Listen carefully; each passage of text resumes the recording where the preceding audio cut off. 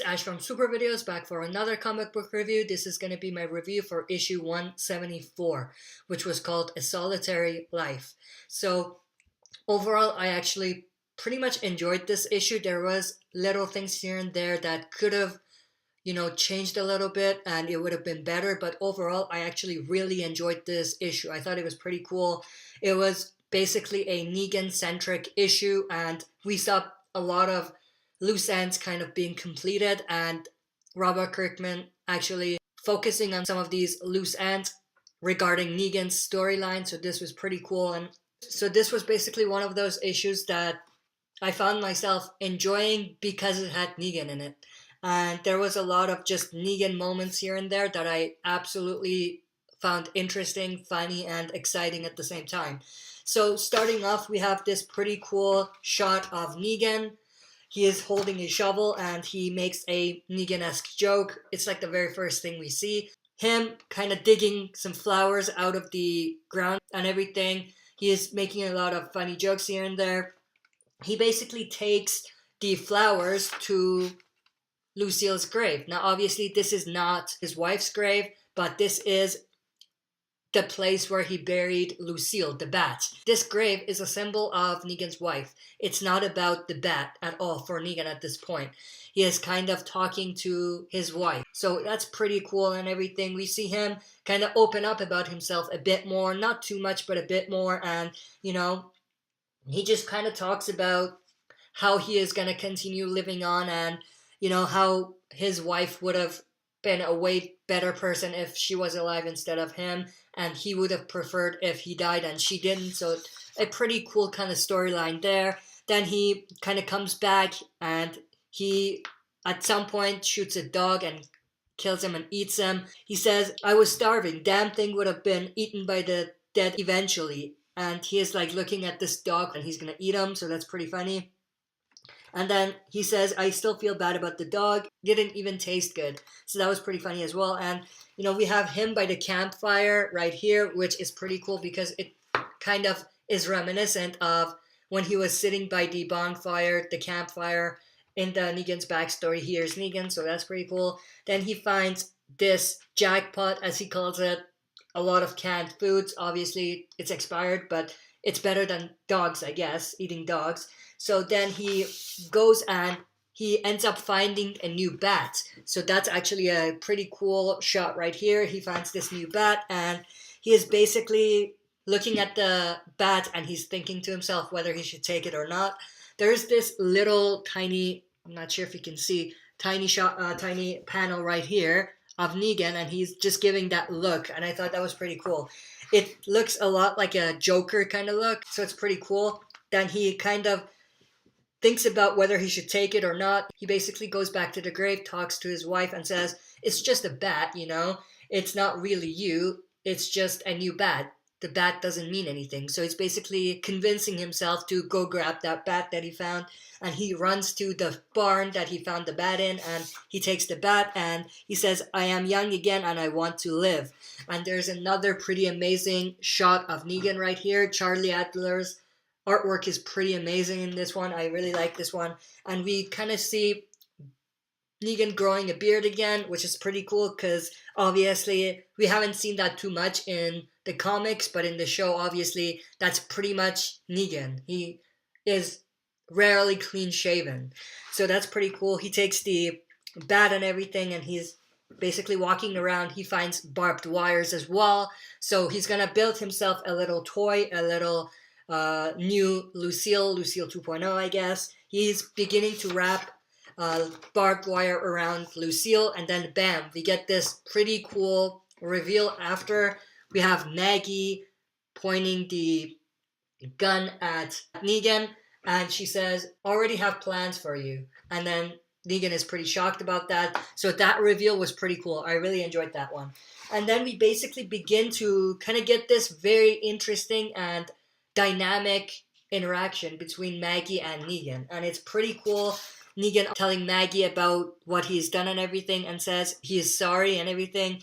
And we begin to kind of see how Negan truly feels about the things that he's done.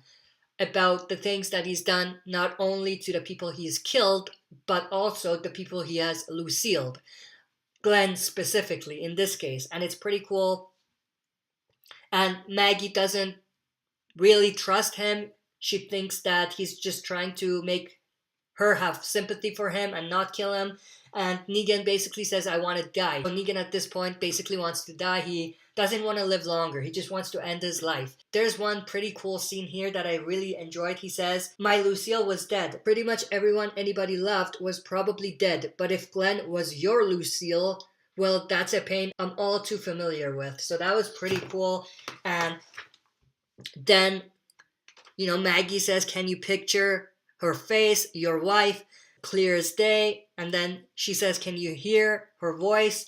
And then Negan says, I think so. I can remember conversations we had. And that's where Maggie interrupts. She basically says the most emotional, the most gut-wrenching and interesting, cool little dialogue. She says, every time I try to picture Glenn's face, all I can see is him screaming my name, with his skull bashed in and his eyes hanging out. When I hear his voice, it's screaming my name, garbled, in agony. That's my memory of him. And with that, I see you smiling. And, that just shows how big of a moment this was in Maggie's life and how much Negan is not only the villain, but a monster to Maggie. And it's pretty cool. I enjoyed it very much. And, Negan is even taken back. He begins to kind of reflect on that a bit as well. And he doesn't know what to say. That's basically what it is. And Maggie starts crying and everything. And we have a scene that's pretty cool. Negan says, then kill me. I deserve it. Go ahead, do it. Maggie looks ahead at the bat on the ground with barbed wires around it. And Negan says, that would be poetic symmetry. Painful for me, but I respect it. I understand all too well how satisfying that would probably be. Use the bat if you want. So now we have Maggie having to make this decision to let Negan go, to kill him with the barbed wire bat, just like Negan murdered Glenn, or he could just shoot Negan. And she basically thinks about it a little bit, and she says, I'm not going to kill you.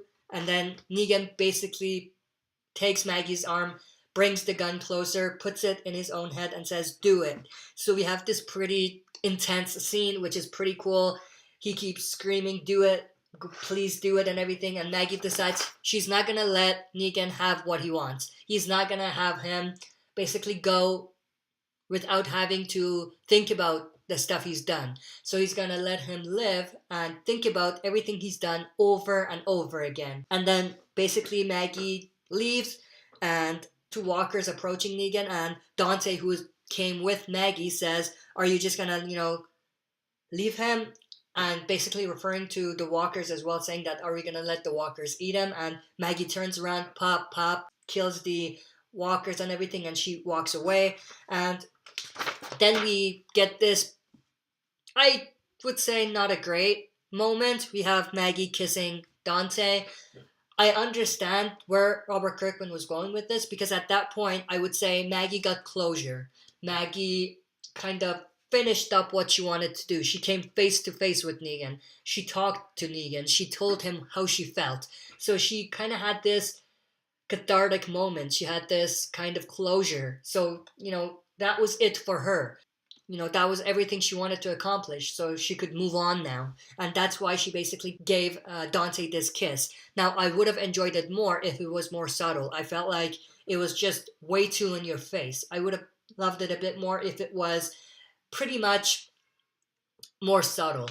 But that's basically it. That's all the interaction we see with Maggie and Negan. Then Negan basically sits for a while, grabs the bat, unwraps the barbed wires a little bit, but then decides to throw the whole bat in the fire. And we see the bat burning and everything, and Negan basically gives this kind of look as well, and he walks away. So this is basically the end of Negan as a villain, I would say. So this issue overall, I actually really enjoyed it. Like I said, I would say it was a little forced, but not too much. I feel like everything Negan said, everything Negan felt, everything Negan basically presented was genuine. I don't see it being that forced. Maybe Kirkman gave it a bit of a nudge, but I don't think that it was just forced that much. So I feel like he did a great job with this issue. Would I have preferred Maggie to kill Negan? That's difficult to say because I really absolutely loved the way they did this one. Maybe it was a bit cheesy with Negan wanting to die and Maggie not killing her at the end, not killing him at the end, but at the end of the day, it was a good ending of Negan's story, I would say. Negan as a villain, like I said. But at this time, Negan's story as a villain is over. So whatever happens to him in the future, it's going to be a new Negan. It's not going to be the same old Negan anymore. He might do things that he did before. He might even joke like he has done so far, but he's not going to be the same old Negan anymore.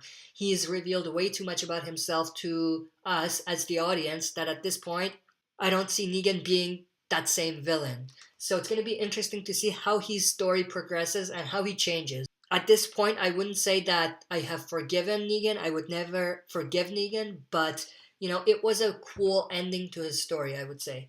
So for all of you that say it was forced, I would say I don't agree. It was basically put in a way that it had a little bit of a nudge, like I said, but it wasn't forced, not at all.